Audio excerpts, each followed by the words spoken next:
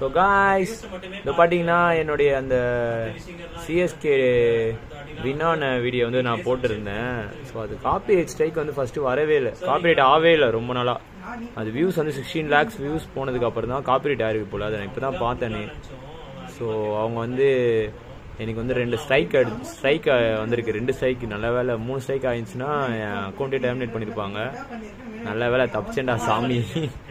So நான் delete பண்ண போகிறேன், டெலீட் ஃபார் எவர், அவ்வளோதான். So I understanding the delete.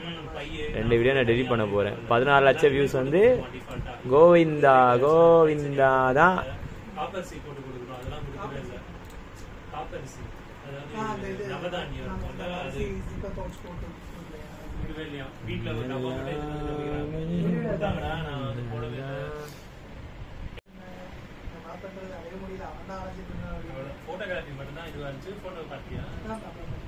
Copyright strike video பார்க்க போறோம்.